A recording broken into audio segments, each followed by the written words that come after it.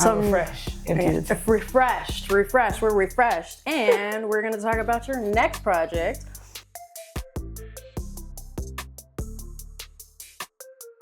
Naithemosthigh. Did I say that? Yeah. Naithemosthigh. Mm-hmm.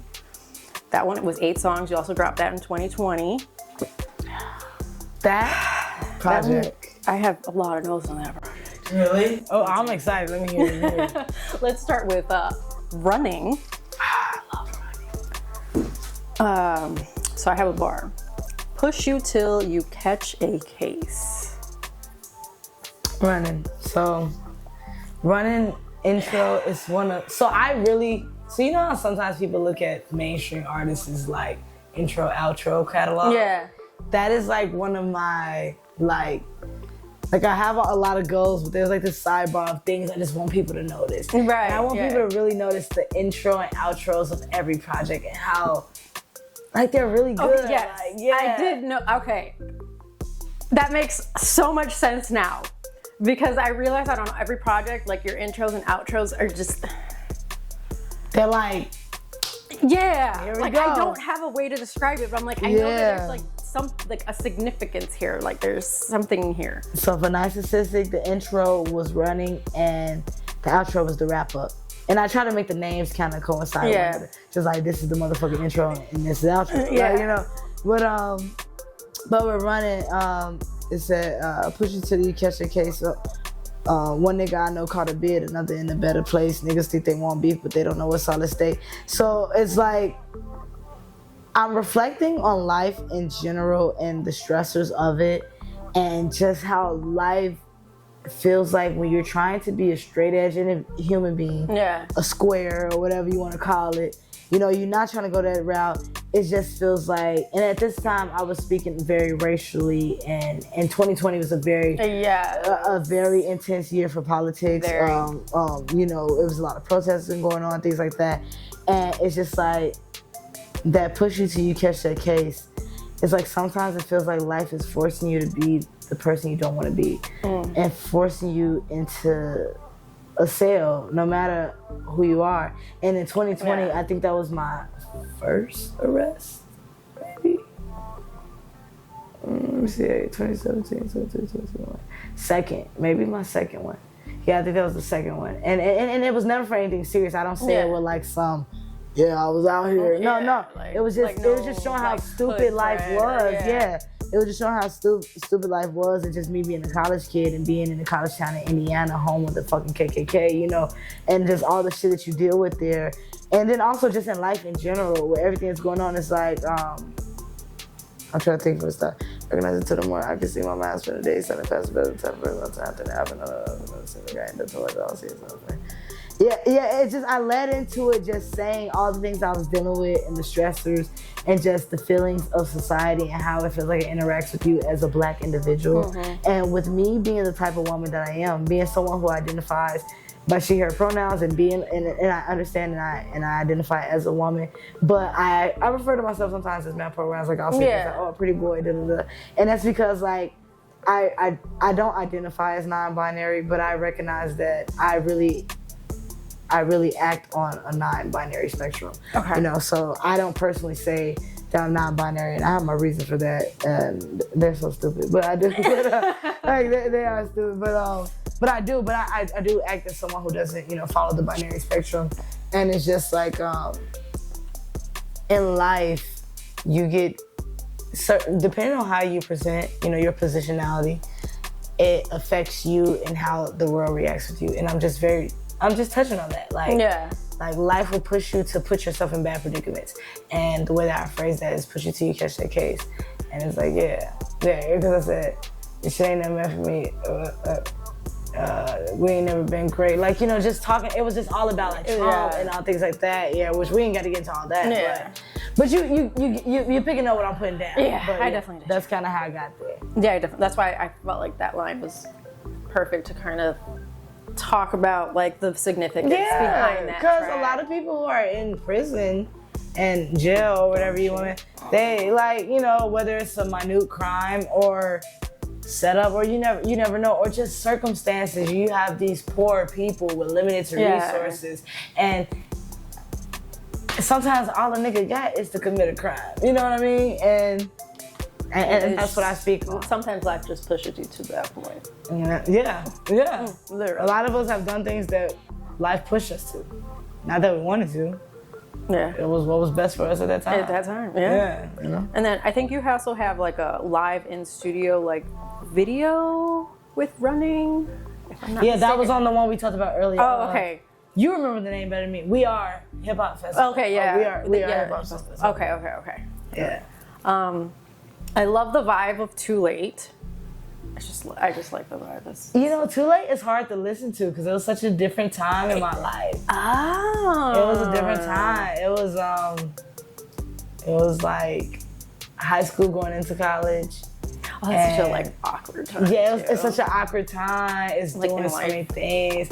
I was tripping on acid and all this stuff, which I couldn't even imagine doing right now for so many reasons. But popping Zans, it was college kids. It was just wild shit, yeah. And it was like, and my mom was like super against all that. She doesn't even like weed.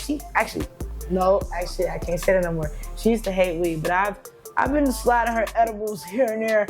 The first edible experience was in Vegas. I gave her a in Vegas. CBD THC edible. It was like a 1-to-1 ratio. It was very small.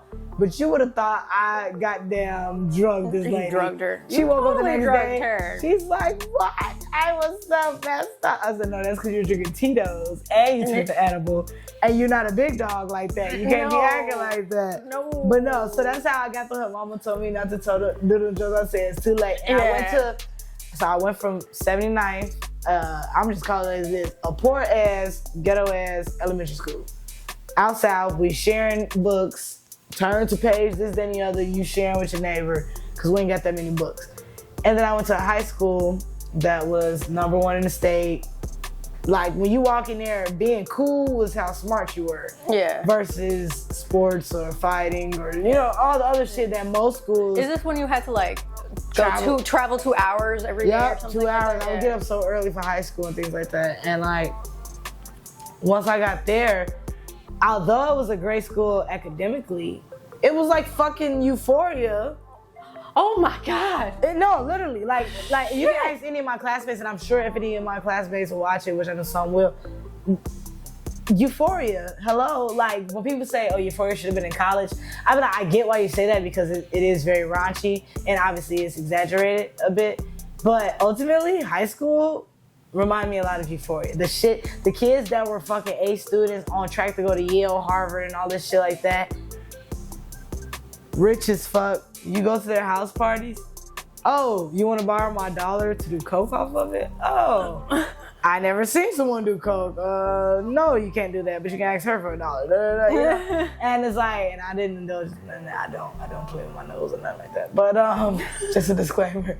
But I did try other shit, so that's how I started doing acid, shrooms. Which shout out to shrooms, it's all good. But you know what? But like acid, shrooms, Zans, you know, Molly, like Adderall, all this shit. Just drinking, but still obtaining a paper identity that's like, oh, you're on your shit, you know, like adults wouldn't think this stuff. So with my mom, she'll always be talking about school. She'll be like, don't do that shit that they be doing, and I'm like, too late, you know. so I made that song about it. Yeah, but, I like the mama. Yeah, I like the whole. My mama told me not too late. Right. All right. Sorry, Mom. Right. The strange interlude. I just want to know, where's the sample from? Because I feel like I recognized it. And it's from a TV show. It's from a TV show. And I couldn't fucking figure out. No, I know it's a TV show. Yeah. But I just couldn't pinpoint it. That's not Horror Story. That's not American Horror Story. I'm gonna have to text you and get the thing because I had it. It's probably somewhere deep in my narcissistic notes. Okay. But great sample. It's great. Great sample. It's great perfect. Intro. And I was like, and I recognize this. And why don't I know? Because I know the full song and I'm blanking on it. See, that's why I didn't want to get tipsy because it takes away some of my memories of things. But tomorrow I'll be like, that's what it was from. Yeah, no. But I love that sample. When I heard it immediately and then the beat coming, doom, doom, doom, doom, doom, doom, doom. You know, I literally fucking love that. Yeah. And I named it Strange because of what the sample says, But then also, that I kind of gathered. But which is why I wanted to know where the fuck the sample is. But I also, and I hate that I can't even give you that right now. I'm disappointed in myself, and I need to get that to you. It's okay. But, lots of people forget a lot of the things that I talk about. Literally. and that's all 2020, so it's like we're almost 5 years out from there. But, it's not as bad as some people that have been in the game 20 years, and I bring up shit from like 20 years ago. Yeah, like, I can only imagine. Like, and you know what's something that I do? Sometimes I just listen to my whole catalog. So I make sure I always know those lyrics. So that way, because, you know, if I can just imagine making music for 20 years and, you know. But, yeah, when I heard that beat, it was so perfect for me. And like, starting off with, I don't really want to breathe no more. I don't even want to sleep no more. Strange fruit ain't sweet no more. Niggas don't tweak no more. Like, it was just narcissistic. So just like Preseason is about what I'm inspired by. Mm-hmm. So that's me mimicking my inspirations. Okay. But Narcissistic is about painting the picture of my reality during the time of creating it. So everything that you hear in the lyrics of Narcissistic is what I am actively doing. And that's why Narcissistic Volume 2 is so important, because I've changed so much from 2020. And it's coming. And it's coming. It's coming really soon. No date, but it's really soon. I just know it's soon. It's really soon. And it's like me, I fight myself every day with my project. Like, nobody can criticize me harder than I will myself. And I know that, and I'm conscious of that, because I listen to it, and some days I'm like, I'll rant to Phoenix. I'll be like, we gotta cut this track. It's not good enough. It's just not this, it's not that. And he'll be like, okay, just think about it. And then I'll come back and I'm like, you know what, I listen and I really like this part. But I'm always on it, like, what can I increase? What can I add? Like, going through this, having sessions where this is done, but we're just listening to it and seeing what we can put in there and just fill it out and do it. Because I truly, and I know people be like, I don't compete with nobody but myself. Some niggas is lying. They do be lying. But truthfully, I don't give a fuck about nobody's opinion but my own. Yeah. And that's literally been my superpower and my fatal flaw at the same time. Okay. Because sometimes in life, you should pay attention to what other people say. And when I say that, I mean outside of music. That's just how I am. Yeah. Like, what I put on, what I wear, what I'm doing, what I do, you know. And like I said, it's a fatal flaw sometimes, because you should consider others' emotions and opinions. But it's my superpower. Because in music, you can't break me. You can't. No motherfucker's gonna sit next to me and be like, oh, that's weak. Da, da, da. If I thought it was weak, cool. But if I didn't think that shit, motherfucker, take that and put it in the suggestion box. That's why I tell people, thank you, I'll put it in the suggestion box. Yeah. If I said it to you, I'm kind of being shady. Because it's kind of like, yeah, okay. I like that one. But yeah, it's a nice way of being like, yeah, I'll put it in the suggestion box. But bitch, I'm not here for these suggestions. Unless I sought it out. I do sought out advice. I do listen to advice. I do appreciate that. You know, shout out to Nina Simone. You gotta listen to your advice. But yeah, Narcissistic about what I'm doing now, what's going on there. So when you hear it, those lyrics are raw emotions. That's really what I was feeling in life, you know. So yeah. So Reflection featuring Risk. Yeah, but now he just goes on Risk. Okay, so Risk. I don't know what the difference is about. I don't know what it is. That shit was tripping me up. But Risk is so talented, and we literally FaceTimed the other day, and he called me to shower me with compliments, which I appreciate him. He's always someone who like uplift my spirits. Like I said, I don't care what other people think, but it's always nice to get some good suggestions. Yeah. It's always nice. But no, we did that, and fun fact about that wasn't originally supposed to happen. He came to my studio session, and I was recording free. I think I was finishing running, and I started something else. I think too late. I finished too late, finished running, started too late, and then he said, I got this track for you I've been working. He said, I got this track I've been working on. Check it out. He played it, and that beat was knocking, and it had that first verse on it. Yeah. And I'm like, damn, this shit cold. And I'm like, you looking for a feature on here? And he's like, man, I don't know what I'm gonna do with it. Yeah. And I was like, let me freestyle on there real quick. Like that shit, I'm like, I'm fucking with that. So I was like, send it to him. He sent it to my engineer at the time. At that time, I was working with Nick 909. And he sent it to him. And I went in that booth. And I think my verse came out like a minute and a half. Like the first like minute is a freestyle. Like I didn't start. Oh, shit, I didn't start writing until after I got a Spanish bitch, and when I fuck her, she be loving it. From there, that was like the last freestyle bar, and then after that, I wrote from down there. But I got in the booth, and like I just kept running it back, and I said, and that's one of my favorite freestyles, and I have like a Google Drive full of freestyles. But that one, I just got on there. Yo, let me tell you what it feel like to really be that nigga in real life. The freestyle monster, but still right. But that's why I said that. The freestyle monster, but still right. Don't get caught in the kill site from Chicago. That's the home of the drill, right? Your main nigga might get you killed. Like, do you know what that feel like? And at that time, I admire my 2019, 2020 self as a lyricist because it was so raw. And at that time, I was very encompassed with life and politics. Yeah. So a lot of my, I could tell like a a lot of my rap was political. And unfortunately, as I get older, you know, life gets busy. You got bills, you got work, you got school, you got all these different things. So it makes you like not stray away from politics, but life gets real, and I can't be as much of a social justice warrior as I wanted to be, because at the same time, it's like as much as I want to think of the macro functioning of life, I have to focus on what's me and what I can control and what I can touch, because I remember being young and being stressed out. I've been fucking arguing with Facebook trolls for 3 hours now. Going in, teaching them about fucking redlining and all this shit, you know, just, you know, all the things that people go through, my people and other minorities, you know. And parts of that I miss of myself. You know, I do miss being so politically aware, because I can admit as of today, I'm not as politically aware as I was back then, but I give myself grace because I know that life is life, and I'm... Recently I kind of got mad at myself because I haven't been as like politically aware. And I'm like, okay, but like you just moved, and like you're just like life, like your entire life changed. You got shit like, going on. You got relationships, you got family, you got things like this.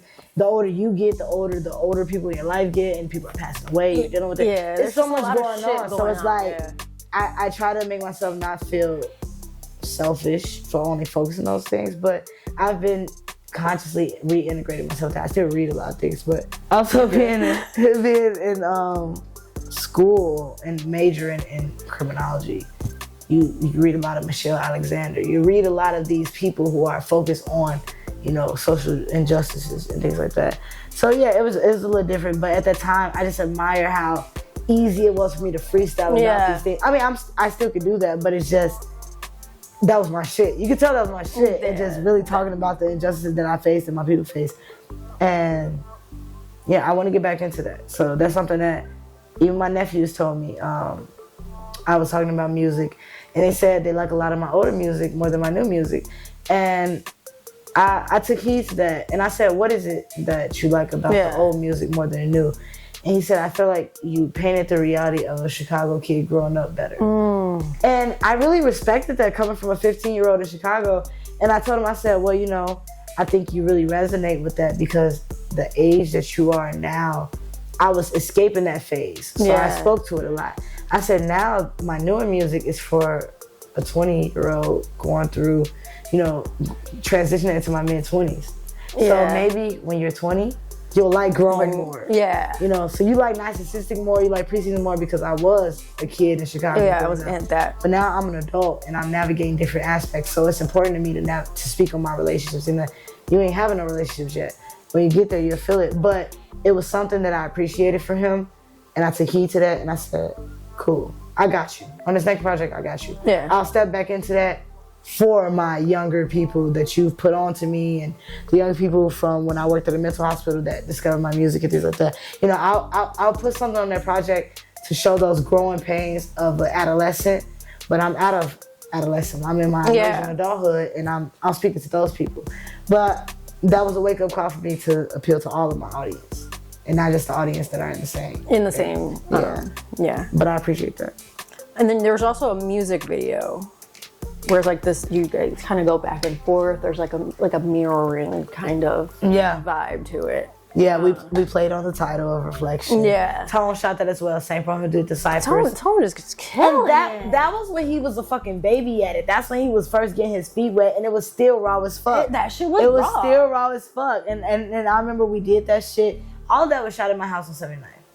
Us doing the mirror thing that was in the garage, driving through that was my alley, driving straight down 79 where you see the Pride sign, which is a very famous sign of the laundromat right there. You know, passing the King Drive Library right there on 79 King Drive. That was all in my neighborhood and in my house. Even the bathroom scenes, we're not in the fucking bathroom, we're in the living room. The scene, we're in my living room, that's the back of my mom's curtains thing. That's my childhood home. And even my verse where you see the black and the white in the background, we have a black sheet on the floor with a mirror, and we're angling it. It was a very DIY, and we killed that shit. You couldn't have told me that. Yeah. That shit, y'all killed it for real. No, shout out to Tone, man. Growing Pains featuring Isaac Ray. And then I have this line, young girl with a pen for a gift.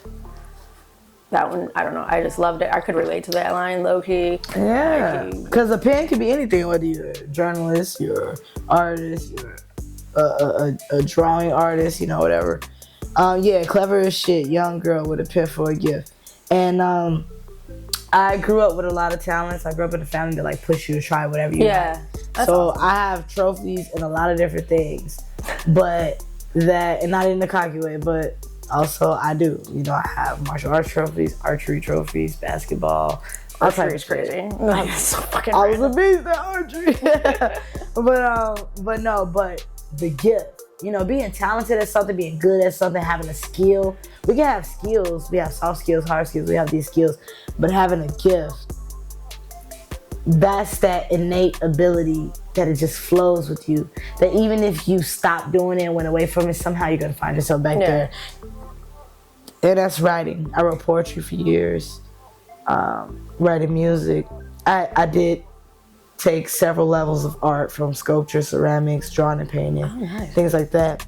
Ceramics too. Yeah, out of everything, sculpture was my biggest skill. Ceramics going second, drawing and painting going last. But being able to sketch and conceptualize my ideas to build those sculptures, things like that. So it's just a gift, and I appreciate that. And having it throughout my family, but me being evidently the best at it. So next up, 2021, Freestyle One is the title. A Freestyle 2 is coming soon. Okay. Yeah. And then the bar I have is if you want a feature or a verse, then you buying that. So I was real cocky at that time.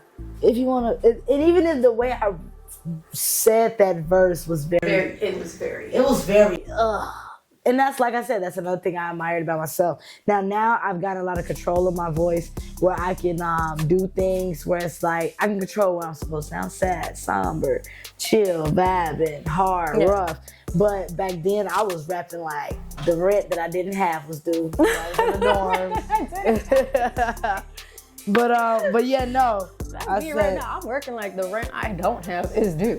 I'm on these streets. And that's how you should be. I admire it. I literally love your work ethic. Oh, thanks. But if you want to feature a verse that you buy in there, take a nigga work and I tell him he can buy it back, which is a real story. I really be real with the raps. But yeah, at that time I was just in my cocky bag. I was putting out music and motherfuckers was dick riding. They all this wrong. So I was getting all in myself. And I'm like, hell yeah, I'm gonna put up prices. If you want a feature, you want a verse, you want me to construct your song, you want me to do this, da. And I did get paid for some things that I did. Yeah, I did get paid for some things that I did, and I appreciate those people who are willing to do that. And that was around the time when I met Herb. So I think that's probably why he wanted to pay me so bad. But also I really liked him, so I was like, I see that it's up there, but you can do it. Yeah. But then also, as I started to grow and learn more about all this out there in music, I kind of humbled myself a bit and was like, calm down, kiddo. Calm down, it's crazy. You're doing your shit, but who are you? What are you doing? Who's gonna pay this? Yeah, and that's my that's my, like I said, my gift and my curse. Yeah, I was being a cocky young nigga. Just what niggas do when you rap and then you start feeling yourself. And which you should feel yourself, but like also be realistic. Don't be. And I was like, yeah, I was talking that shit out. If you want to feature on a verse, you can buy it back. Do you buy it that? Take a nigga work, then I tell him he can buy it back. Trying to leave this earth, where the fuck is the mindset? And but yeah, no, I'm now at the place where I don't charge for things unless it's something where it's like, well, I don't do things I don't want to do, but if someone wanted me to do something really bad and I didn't like it, they would have to pay me for it for sure. And then I get paid for certain shows. Some shows are free, some shows are paid. Yeah. Some opportunities are paid, things like that. So I appreciate those paid opportunities, but I'm definitely in love with it to the point where it's like, if I want to do it and you need it, we're in the same boat, rowing to the same goal. I'm not trying to be in your pockets. It's enough people in artists' pockets. And also at that time, I was a young little broke nigga trying to get there, but now I'm very financially stable, so I have no problem with just doing what I love for free until it's, if you're a big platform, that's different. But with the homies, with people, you know what I mean? I feel like I went in those genuine connections and stuff, like. Yeah, and that's why I do everything off of, genuineness, because like, I wouldn't even put myself in a predicament to do something I don't like. Yeah. Exactly. Yeah. Next up, L.I.N.U. Love is not unconditional. L.I.N.U. Yeah. I wasn't sure if you just if you just said it as the acronym. Nah. Okay. Because I'm like, does it not roll off the tongue? I was saying every time I want to, it never rolls off the tongue. It does not roll off the tongue. So now we're going through the thing. So preseason, that's the series of the basketball titles and imitation of the things I'm inspired by, or mimicking, or just regurgitating that. Naithemosthigh is a volume series of its own, just very personal, very vulnerable of what I'm going through at the time. And then when it comes to L.I.N.U, I'm calling it just like my letter series. Your letter series is funny. Because then you have grown. Yes. And even though grown does roll off the tongue, but it's GRWN. It's missing the missing, but it's still. So L.I.N.U and then GRWN, but L.I.N.U doesn't sound good. So you say L.I.N.U. But then grown, you can say grown, and it is that. Yeah. But those letter series are thematic projects. Ooh, so they're more on a thematic, conceptual basis. So L.I.N.U, the concept and the theme is love is not unconditional. So that actually tells the story from start to finish of the project. Like from the intro to the outro. Real life, real experiences, telling a story of how I've discovered that love is truly not unconditional. Whether that's me in my perspective or from other people's perspective interacting with me or just interacting with life, my friends, family. It's about different levels of relationships. So romantic, platonic, just social friendships, or intimate, whatever the case may be. So that's how that came out. Yeah. And then, like you said, it's very personal. Like the first one, Fed Up. Yeah. You talk about a lot of personal shit. You just start this it was fed up. I was fed up. Yeah. It was I just put painful. It was just you were just, I'm done with this shit. I'm gonna talk all of my shit right fucking now. That's how you started the project. Yeah, I hear niggas want a problem, let me motherfucking solve it. Yeah. It's the first line of the project. And I think that is so, I love that intro. Running is one of my favorite intro. I don't know. I love Running. I love King's Landing. I love. So you just have a lot of great intro. Just know how to intro. That's my goal. I want a viral. I want to when I make it big, I want a viral post Most High's intro outro series, and I want people to debate what's the best intro. Ooh. Because working nights into the morning, I can see my mind spinning. As one intro, I hit niggas want a problem, let me motherfucking solve it. Arm, leg, arm, head, a God, body, bitches, Most High. Just listen through that. Yeah. You see the growth in the artist. Exactly. Like me having this pondering of working, and then me kind of getting to the point where I'm a little cocky now. I just dropped Freestyle One, and now I dropped this project. And I hear niggas want a problem, let me motherfucking solve it. That's cockiness. That's I'm in my bag, I feel this. Get the fuck up out my way, I need some space because I'm evolving. And like, they gonna judge you for your flaws. Too bad a nigga flawless. Like, I'm talking shit, like, I'm doing that. And then you go to grown, and it's like, arm, leg, arm, head of God, body, bitches, most high. That's still just as cocky. I'm still that same nigga from L.I.N.U. But at the same time, I found myself. I found my spirituality. I know what I am. My family is, followers of Islam and things like that. And also being named Most High, that's a whole different story. But arm, leg, arm, head of God, body, bitches, Most High. Like that's like I'm cocky, but I'm conscious of who I am and where I am. And L.I.N.U. was a jam. I'm probably gonna drive home to that tonight. That's my shit. I was going crazy.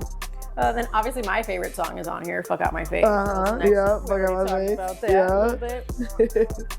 So the next two tracks, Dead Man Interlude and All Night. I just wrote down you were fake singing. That's what I consider. Fake singing. What the fuck you were doing? Definitely fake singing. And now and the thing about that is... It wasn't bad, but like you were fake singing. No, that was 100% fake singing. No, I'm not mad at that at all. Because the thing about it is, I can sing a little bit.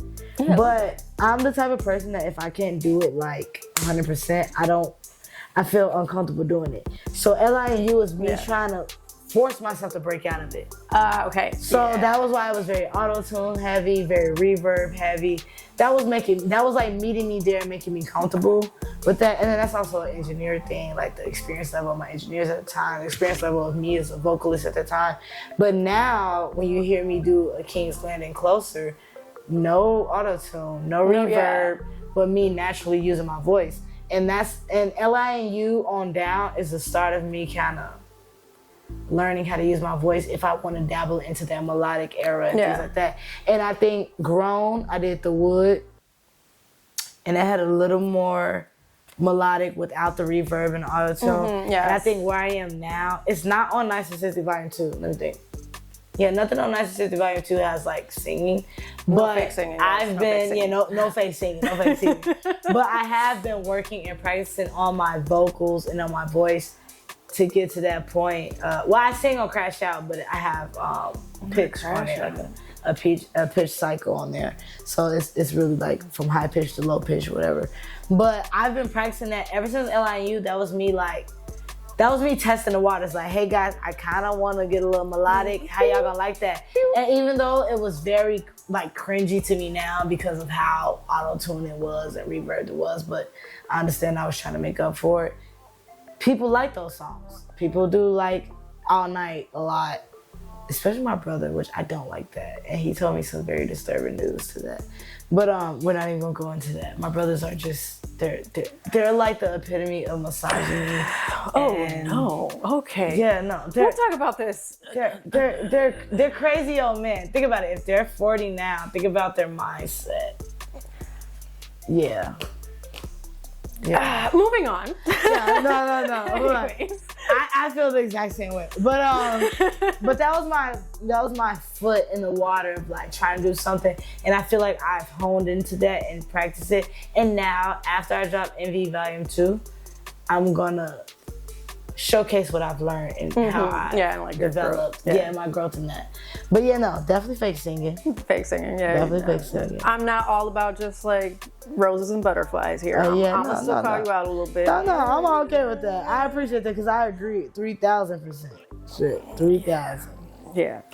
Death Wish. This was like super powerful. I actually like had to listen to it twice because I was like, whoa, what? Maybe a happy day is if I die today. Yeah.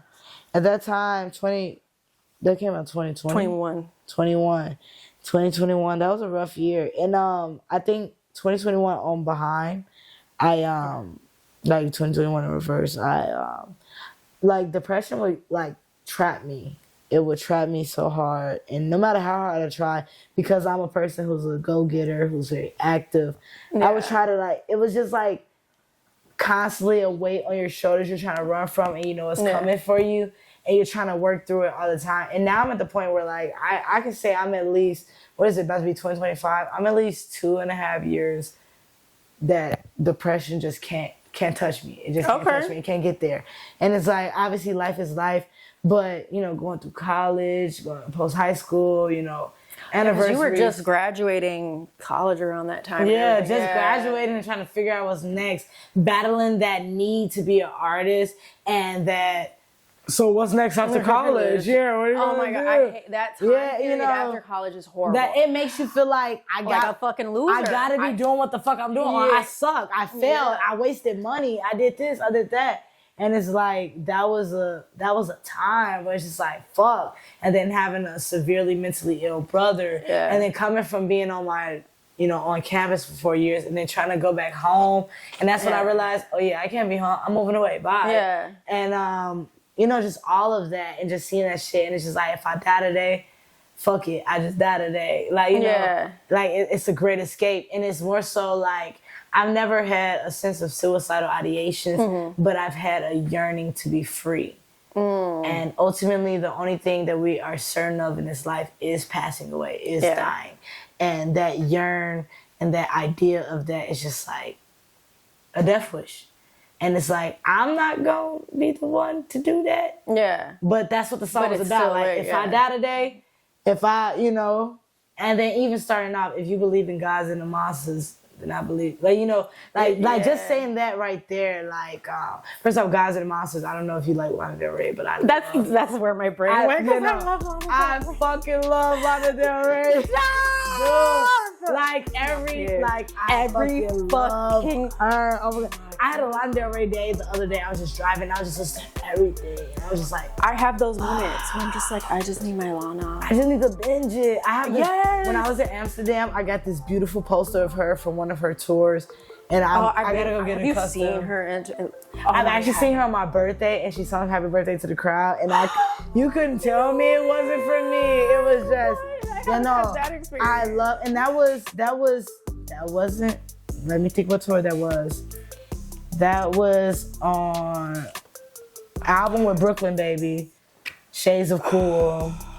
That is Ultraviolet. It was the Ultraviolet tour. Yeah, I was like, I'm seeing tour. No, I fucking love. I would have never thought you were a Lana fan. And people always say that. No, I literally go hard for my bitch. I remember when Born to Die dropped. Every day I got home from school, I would make a peanut butter and jelly sandwich. I would eat that. I would put that album on, and I would sleep through the entire album. But in a way where not in a bad way, but it'll put me to sleep. Yes. I'll sleep through it. What's your favorite Lana Del Rey song? Oh my God, that's so hard. Okay, top three. Shit, okay. Oh my God. Okay, pressure. Okay, that's pressure. Let me think while you're doing that. Right? Because I'm gonna ask you. Top three. I'm just singing them. I'm not even. Yeah, I'm thinking of so many good ones. I'm like, Oh my God. I just have bars. I don't even have the actual name. Okay, so just throw out three. It don't have to be like the ultimate favorite, but just three good ones. So like the one that's like, my pussy tastes like Pepsi Cola. Pepsi Cola, yeah. Pepsi Cola. My pussy tastes like Pepsi Cola. My eyes are No, I love that one. It's making me crazy. High by the Beach is another one. Looking at you, looking at me. And Will You Still Love Me? Young and Beautiful. Young and Beautiful, yes. Cause I feel like it's that's a good wide range. Right? Yeah. And I feel like Young and Beautiful too is like, I feel like that would be like my low-key wedding song because it's like, I've seen it all. I've done it all. Like, and that's real because and I feel like, are you gonna love me when I'm young? When I'm not young and beautiful no more. I'm a superstar now. Right. You never know what happens to me. I might break a little hip, might need a walker, whatever. Exactly. So now your top three. Okay, I'm gonna go. Fuck. Okay, Blue Jeans for sure. Ooh. The guitar chorus coming on. Blue Jeans, white shirt. Like I love that song. And it's just the emotion and the passion. And I will love you till the end of time. I will wait a million years. It's just like, like, promise you'll remember that you're mine. It's just about that feeling of loving someone and maybe the time wasn't right. And then it's just like, I just hope that you still love me the way we loved at that time. I can relate to that. I just love it. It's just so beautiful. Salvador.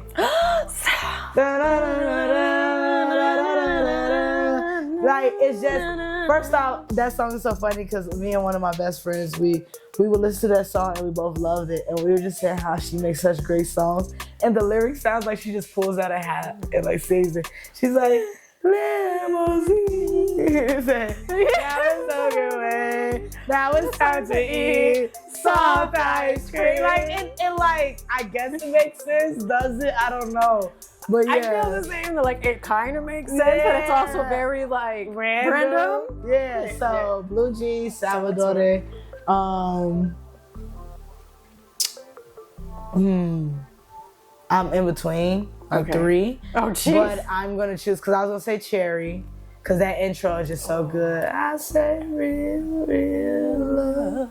Yeah, no. So, but I'm not gonna put Cherry with it, but it's definitely one of those. And then I was gonna say West Coast because I remember when she put out that fucking snippet, and you would just watch the snippet over and over of just that beat and the hook. And I was like, this song's gonna be fucking good. And then it finally dropped and it was great. But I will truly say, just off of emotions, Hope is a Dangerous Thing. You know, oh my God, Hope is a Dangerous Thing for a girl to have. Yeah. Yes. You know, there's a line and she says, like, it's the most famous woman you know on the iPad. And then she says, calling from beyond the grave, I just want to say, hi, Dad. And like with my father passing, like just hearing that song and just saying that, like calling from beyond the grave. And even though she's saying it from a warped, like flip perspective. Yeah. But I just think of it like calling to beyond the grave and just like wanting to say hi to like that father that passed, or, you know, her for a passing of all that. Yeah. And then just like, you know, I've been running through town in this fucking white gown, like a sociopath, and it's just like, it says writing in blood. Scream those fucking words. Like writing in blood on my wall because the ink in my pen don't work in my notepad. Like, bitch, what? Yes. They ask if I'm happy, but they know that I'm not. But at least I can say I'm not sad. Like, yes, it's a great song. And then Hope is a Dangerous Thing for a woman like me to have. And even though Lana Del Rey is the whitest of white women, but just being a black woman and hearing that, whatever she channeled that from, beautiful. But for me, like, that is like a very, you know, true statement. I love her. And there was like a whole scandal with her, and I didn't indulge deeply into it. I didn't know what it was. And maybe subconsciously I didn't indulge because I'm like, because I didn't want to like burst my bubble. I did the same thing. I was like, I know there's I don't know what happened, but let me leave it alone. We already know it's a red flag that she stays until like 40s, 50s era of music. Yeah, I think we know that there's something. We know something there, but it's like, please, let me have please, let me just, like, I can't erase the impact. I know. I did the same thing with the fucking controversy. I was like, I'm not even gonna look into this. I don't know if they're reaching. I don't know if she's doing it. I don't know what it is, but please. I know. No, I'm glad we had that fangirl moment. I know. I haven't had a Lana Del Rey fangirl moment in forever, and I know what I'm gonna listen to on the way home. I'm 100% listen to that and L.I.N.U. That's all I get. Yeah, that's on the way home. That's for sure. I'm gonna be getting food. I'm like, literally. Like, I'm gonna just think of Salvatore and just think of you now. Yeah. Like, that's that is my jam. Like, I play that song anytime I'm just vibing. Like, I just love I have all her vinyls. Like, yeah. No, I gotta get some vinyls of her. I got posters, but I have to get some vinyls. No, I have the vinyls. Yeah, I gotta get the vinyls. Because I know she probably sounds great on vinyl. So when I get really take out the record player. Yeah. Yes. I bring out the record player and I'm like, yes. I would love, like, Crying for Lana Del Rey is different. It really does. It's cathartic as fuck. Oh my God. If she goes live, I'm not even gonna invite you. I'm just gonna buy a ticket for both of us. Oh, I was like, damn. I'll be like, oh yeah, you have no choice. Your ticket is bomb. Like, if I don't get there first, because I'm the type, I'm like, it goes on sale at this time.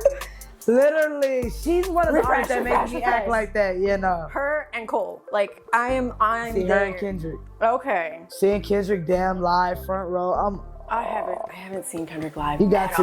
Live stream. It's and now with this whole new run, I'm sure he's gonna go live at something. Like, he's on my list of like people I want to see. Yeah, my mom's going to the Super Bowl. I'm jealous. So. Damn. She be outside. I see. So let's finish up with L.I.N.U. I don't know how we're gonna get back to the seriousness. Literally, because we just had the best moment ever. You did a Trust the Process video, which was like in studio Tone as well. Yeah. And it was at Legend Studios and Sound Gallery. Yeah. So that was like a mini doc. Yeah, it was like a little mini doc thing, just showing the process of creating L.I.N.U. At the time, I was working with Astro Stacks, and I was working with Nick 909, and yeah. That was a good time of life. We were cooking and crafting, and I think I've definitely elevated since then. And I'm still working with Phoenix at the time because they were working together heavily. But now I strictly work with Phoenix because we just get each other. We just clearly. Yeah, it was just yin and yang with it, and trust the process was cool, and it was just showing like trusting the process of that pull. Yeah, that pull and fleshing out, especially working with 2 different people on one project. It's a lot, like styles, all that, it's a lot. Yeah. So the rest of the stuff that's on this card, we already talked about. So we're gonna skip now to 2023 because we talked about all the other things here. This was a big year because you had grown. Yeah, I think 2023 was my year. For sure. Of like so all right, I'm sitting up. So it's like the cockiness I felt in L.I.N.U. era, I think it was rightfully so in 2023. Yes. Cause like now I feel like I'm like, yeah. Everything I thought I was, I am. And I was on the way to that before, but now I feel like I am. Yeah. And now you can't tell me shit, but you can in a way where I still learn and I still understand that there's progression. There's always time to get better. There's always space to get better. But I don't give a fuck who you are, how many people know you, how many people stream you, what you do, who you look like, whatever the case it is. You can't tell me shit about who Most High is. Because Nye and Most High, that's 2 different entities. Mm-hmm. And that demon is something that you don't wanna mess with. It's a beast. Yeah. I was trying to do like standout tracks. Okay. But I gave up because, and you'll see it in my notes, I'm like, every song is a fucking bop.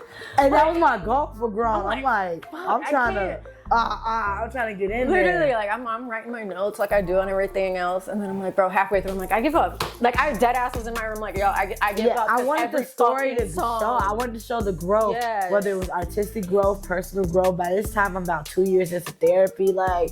Taking accountability, setting boundaries, doing all type of shit. All the grown shit. All the big words, all the grown shit. And also paying bills, living on my own, doing this, that, and the other. Like, cause in college you have that false sense of adulthood. Yeah. Like, I'm grown. I got a meal plan to pay for all my food. But it's like, no, I'm grown. Like, this is my money. I work for it. I'm doing this, and the other. And it's all legal. Because if you listen to L.I.N.U, I have some lines in there. There are some questionable lines. Questionable lines that hint to some maybe not so legal activity. Allegedly.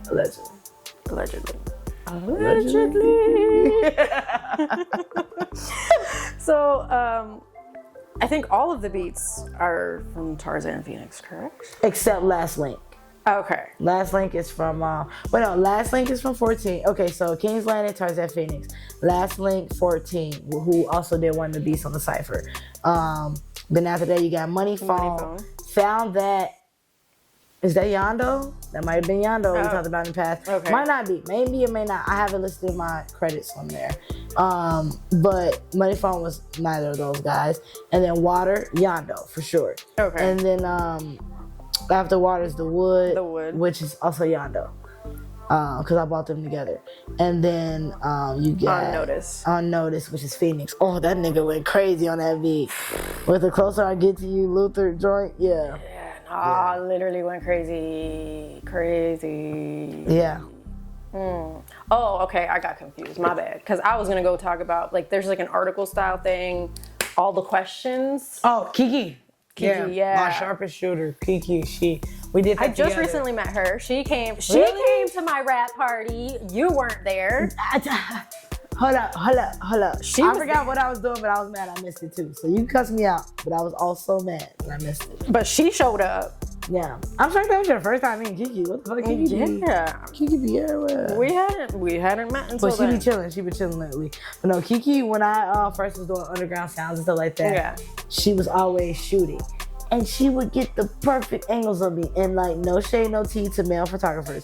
But sometimes when the female photographers or women photographers, they know how to get a girl. They know them angles. But you know how girls are. Like, we be like, exactly. Hold on, why don't you tell me to look my chin? Da, da, da. And like, some guys do that, and some guys are like, it look good. And you look at it, you be like, where does this look good to you? Right, but that's just that little dude aspect. But there's very talented male photographers. But Kiki will always give me perfect, and she's so fucking talented. No, she's talented. She's funny. She's cool. She's down to earth. Like, I haven't like really talked or like interacted too much. Yeah, I don't know if you only do artists, but she's fun to talk to. Like, if you get her on the couch, but yeah, and that's how I met 20 at that shoot actually. Oh, because they started dating, and she's like, "You cool if I bring my boyfriend?" And I was like, "That's the 2087 guy, right?" She was, yeah. I was like, "Cool." And we did that at my crib, also at my childhood crib, and I met him there, and him and I have been friends ever since. Me and Kiki, we already had some little time under our belt. But yeah, no, she shot that, and she came up with the questions. Yeah, and I just answered. Yeah, she came up with those questions. Dope. Yep. But I told her I wanted it magazine style. Yeah, so, that's exactly what when it originally like dropped, I thought like it was a magazine. Well, we have talked about getting prints out. So when I do my merch and my new rollout of merch, people will be able to buy that and things like that, and I'll sign it and stuff with that cover. Ooh. Yeah, it's gonna be dope. Okay. Yeah, shout out to Kiki. Yeah. I'm gonna just bring up like a few. Like I just took a few notes on like the article magazine, I guess. You said on there like beats that uplift your mood, quotable lyrics, affirmations, chill rap, which I was like, that makes sense. Yeah. And then you said it's an ode to Chicago rappers like Twista, Common, Lupe, and Ye. Yeah. So when it comes to Chicago rap at this day and age, a lot of people focus on drill rap, and I'm not a drill artist. I ain't out here doing drills. Well, that's how drill originated. But, now we got people who ain't never did nothing and they make drill music. But I love drill music in its own way. I'm not going to say like, that's my favorite. But, I appreciate what it brings and I understand the history of it. Love those artists, King Louis, Lil Durk, Chief Keef, things like that. But, and Herb, can't forget Herb. But when I think of me and my Chicago influences, it's Twista, it's Common, it's Lupe, it's Ye. And Ye is that explorativeness in the production and that artistic creativity and like vocals and styles and things like that. And Twista is how I fucking learned how to rap fast. I remember being a kid and like rapping his Chocolate Fees and Redbone verse with him and Do or Die and just being like 1, 2, 3. You ain't never seen a motherfucker pimp like me. Oh my god. Yeah. Like just going in. And like so me and my brother literally would be like saying, who can say this verse better? Who can say this verse better? And like just flowing on it. Like, having fantasy and have me 2 bitches in the bed, dark skin and light skin like Mike, but for the look of white to take a look when I get up in the legs. Like, and that's how I know how to rap these verses was like that, seeing my influences from my city or Common, just storytelling and really being able how to like vibe it. Yo, and like that's how I bring out that Common essence when I'm live, bring out that hip hop essence of talking to the crowd, working with the crowd, doing that. And Lupe was just trying to be with being a lyricist and trying to paint those pictures in my lyricism and having that imagery. So yeah, that's where that comes from. So let's talk about the project in general, because I feel like we've talked about so many songs already throughout. I think we've talked about King's Landing. Yeah, somewhat. we did. Last Link.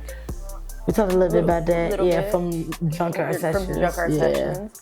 Money Phone. There's like a recording of like somebody reviewing like a track. That's my high school best friend Kisani, and she's someone that I hold so near and dear to my heart that if you stab my chest, she'd probably feel it. But no, she it was honestly I was working on the project. Okay. And I thought about having an interlude, and I had the Money Phone beat. Didn't write to it yet. Didn't record to it yet. But I was on my way to the studio. and she just texted me. And we were talking about random stuff. And actually, we got this tattoo together, the 11th. And my birthday is January 11th. Her birthday is May 11th.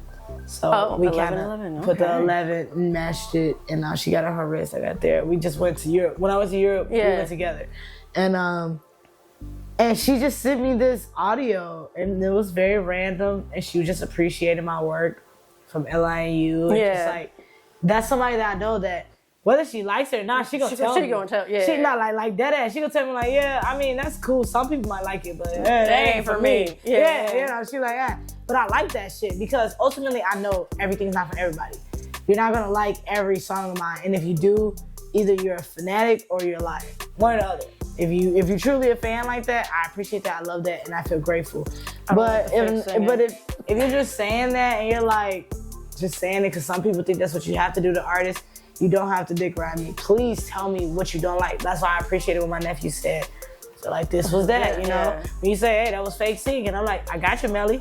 Now I'm gonna challenge you and I'm gonna do some real singing for you. You know, like, I appreciate that shit. I don't want no sugarcoat. And she's one of those people. And she just was like, yeah, like I listened back to L.I.N.U and I truly appreciated the flow of it. And when I heard it, I was like, this is perfect for what I want to do. Yeah. And I knew it was God's timing and it was perfect because if you listen to Money Phone and her soundbite comes on, then it goes off. And then in the beginning of Water, Money Phone was always going to be before Water. Okay. But in the beginning of Water, completely unrelated to what she said, I start off, if you listen, I say, thank you, I like that. I thought it was like intentional. No, it was not intentional at all. When I was in the studio that day, no, it wasn't intentional at all. When I was in the studio that day, Phoenix I told him I needed some adjustment on my voice. I'm not liking something. And then he did, he's like, and he's talking to me, because a lot of times your engineer or your producer's talking to you, but they obviously cut that out. But I was like, thank you, I like that. Like, yeah, that's good. And then we kept that though. And then when I listened to it put together, she says this whole thing complimenting me, and then it comes on, thank you, I like that. And then it goes into Water, and it just fits so perfect. And that's just like the divine timing of art. And that happens so much.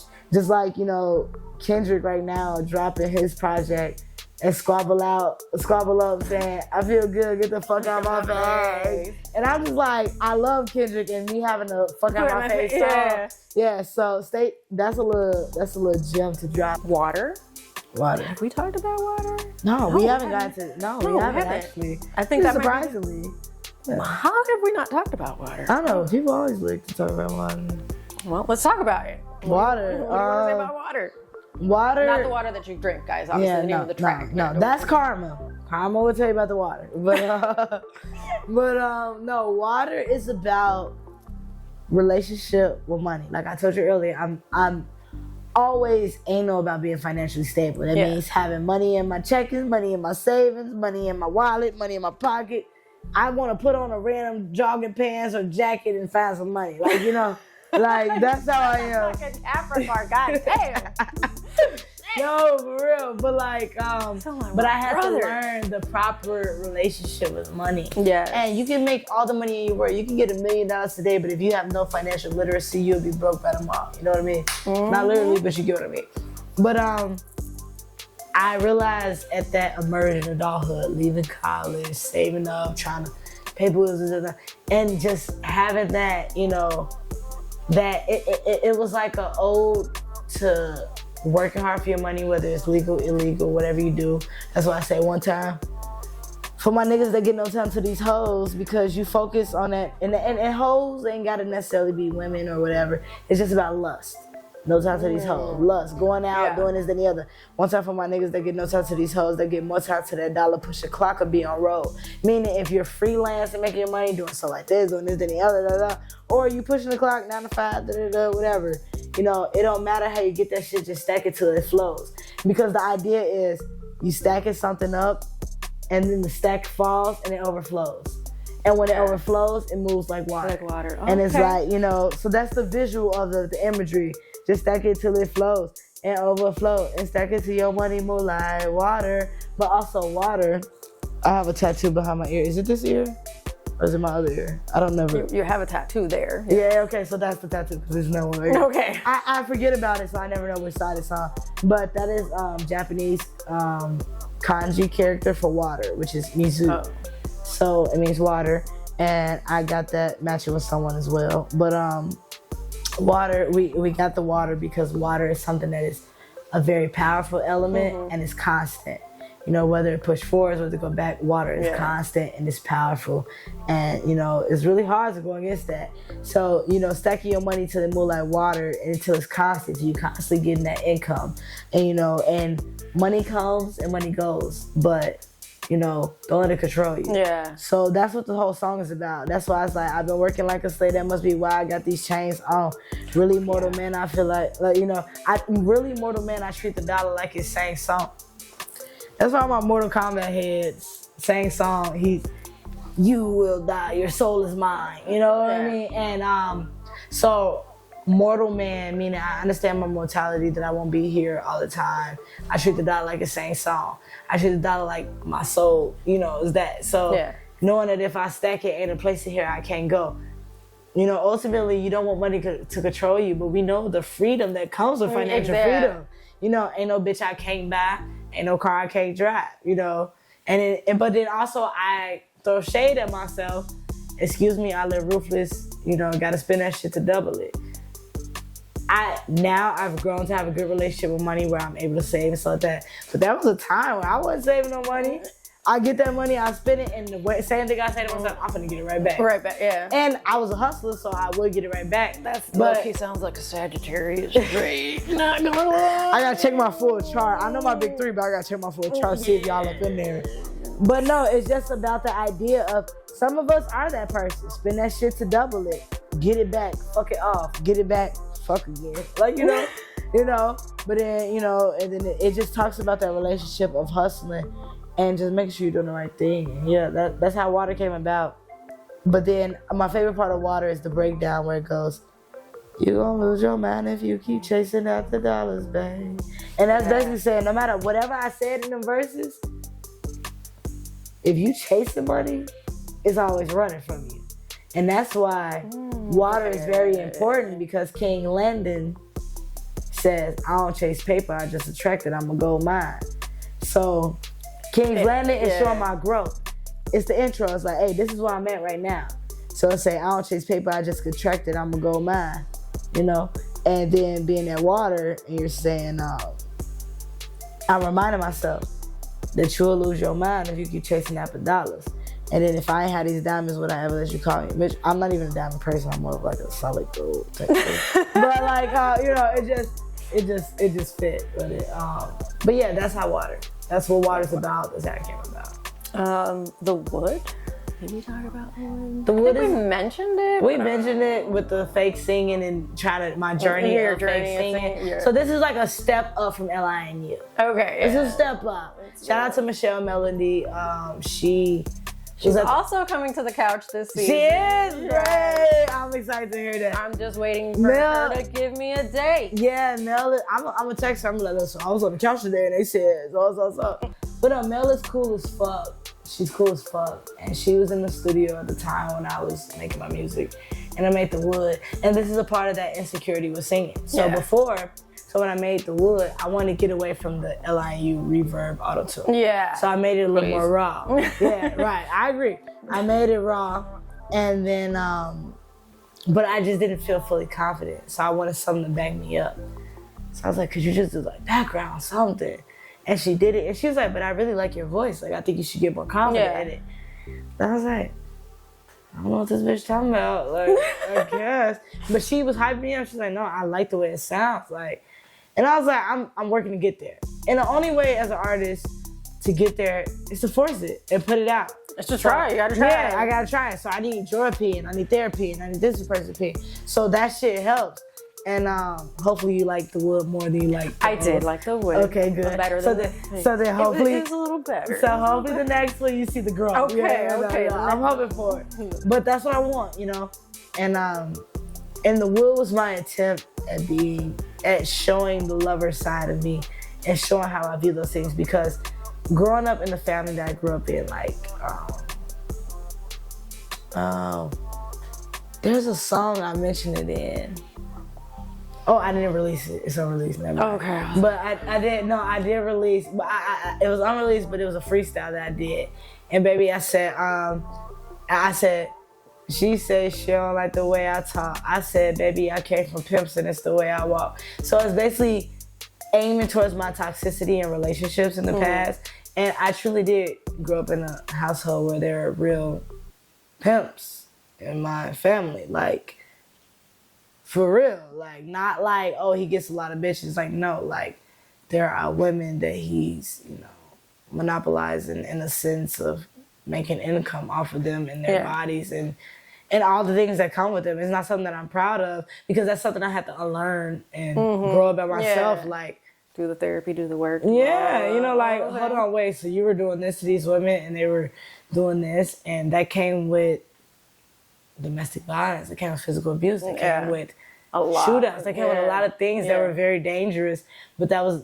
And traumatic. Yeah, traumatic, yeah. And that was, just think about being a kid and being around sex workers and what that meant. Yeah. And how did that shape my visual on what a sex worker is. And then now in the day and age we are and how we have so much respect for sex workers. And that wasn't always like that. No, not at all. That wasn't always like that. So, it opened my eyes to a lot of things.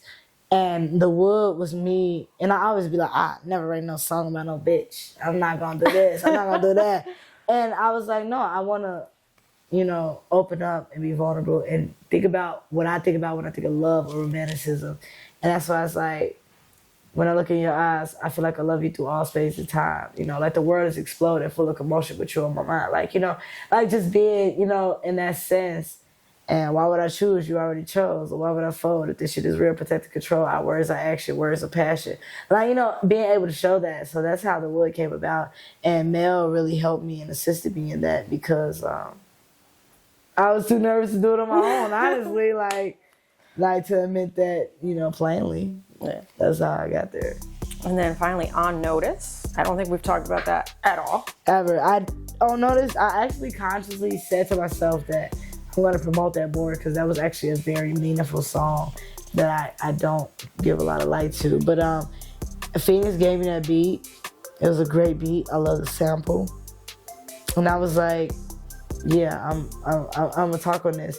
And I started off being vulnerable about my sickness, and I said, take time. All I say is take time. These days I'm feeling pain to my fingertips, to my waist down.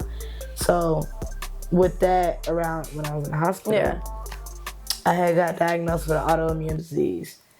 And it was a very rare autoimmune disease. Oh no. And it was like I was going through like extreme sickness. Like before that I was working at a mental hospital as an MHT, so I did vitals for patients, flow charts, make sure they're okay. Did group therapy sessions where we talked and went through these concepts and stuff like that. And when you work in a mental hospital, people flip out. You have to do restraints. You have to do physical holds, physical restraints. Yeah. Some people bigger than you, same size as you, sometimes smaller than you, whatever. And over time, the job has so much. COVID was hitting. We had times where, the whole unit had COVID. My second week on the job, that was the first time I caught COVID. I caught COVID twice. That was the first time I caught it, and I got it again. But I was getting sick, and I was getting weaker and weaker, like physically weaker. And it was physically hard for me to wake up and to get to work on time. And it was so bad where like I ended up like losing my job because I could not get there. I'm like, I don't know what's wrong with me. Yeah. I didn't know what was wrong with me. And then it started getting worse and worse and worse. And it got to a point where even lifting like this or to stand up, I needed assistance. And walking, there was months where I was barely walking in a day. Like, wow. It got really bad. I had a handicapped toilet where I had to have handlebars on my toilet. They offered me walkers, they offered me canes. Me being a stubborn ass nigga, I'm like, I'm not doing that because in my mind, I feel like if I fed into it and I got a cane or I got a walker, I ate it up. I took that, I bit that apple. You kind of get into the victim mentality. Yeah, and I was not trying to do that. I was already so miserable. I was so depressed. And I would cry probably fucking I don't even know how many times a day. Like, I would cry every other moment because I couldn't get up. Yeah. And, like, being a motherfucker who got up and moved everywhere and did everything and performing stuff like that, that was the first time ever from 2019 to doing music. No matter whether a project streamed high or low, a show was packed or not, I never thought I'm going to stop making music. But when I couldn't, when I found out that the disease that I was diagnosed with was misconnective tissue disease. And it's a combination of, you get symptoms of lupus, polymyositis, and scleroderma. Only thing I've ever heard of was lupus. Yes, that's the only thing. Everything else, I didn't know what the fuck it meant. Yeah. So, and then on top of that, it had like premature diseases, which was Raynaud's, which means if you give me a cup of ice right now and I hold it for too long, I can show you a picture. My blood, if I get too cold or too stressed, it's a stress and, you know, temperature thing. Get too cold or get too stressed, my blood stops rushing from like fingertips, nose, ears. It automatically goes to my center, and it tries to keep my core warm because it's your heart is what's important. And it'll turn so white in my fingertips, my toes, my ears, my nose, and I have pictures I can show you that it's like, you'll be like, what the fuck, that looks scary. And I didn't know what was happening. That was happening that whole year. So when I was going through that funk, that whole year, I'm like, this is the coldest winter ever. I'm like, my hands are extremely numb. It takes like 30 minutes to warm up. I didn't understand. I didn't know what it was. And then once all that started hitting, so I had rheumatoid arthritis, scleroderma, lupus, polymyositis, and Raynaud's. Jesus Christ. And it all, over a year of build-up, it all hit me at once. And I couldn't do shit. Like, if you told me, hand me that bottle, I'd be like, and then, and I'm not exaggerating at all, like, unable to hold it, shaking. I couldn't twist tops. I couldn't do a lot of things for myself. I was being assisted in showering, being assisted in using the bathroom. It was a very vulnerable time for me. Yeah. And me, a person who, despite being the youngest, I'm not a needy person. I do everything on my own. I get here on my own, do this on my own. Whatever I gotta do. I've moved my own apartment out, in and out to a new apartment several times by myself. Could I have asked for help? Yeah, but I didn't want to. Mind your business. I'm doing my thing. And that was the most vulnerable I had to be. That was the first time where I had to call my friends and be like, I'm not okay. Like, I need y'all to visit me. I need y'all to check on me. I need y'all to do this. And my friends were even shocked because I'm not that person. And that was a hard time. And I never wanted to talk about it. I talked about it right now. I've talked about it in other little things that haven't dropped yet, but they will drop with this new project because this new project touches on it as well. But I was ashamed of it. That felt weak to me. That felt, it was different. My mom was even shocked. She's like my mom was shocked because she was hurt by the pain I was going through. But also, my mom's not that type of affectionate type mom. So she was shocked too, knowing that she had to step up and be like, oh, you need me. You need me to hold you. You need me to be there. And it was a hard time. So when I started that outro off and saying what I heard through doctors and everyone else, take time. All they say is take time. These days I'm feeling pain from my fingertips to my waist down. Getting high but I'm feeling low. Niggas know that I stay down. Ever since I've been growing up, treat life like it's my playground.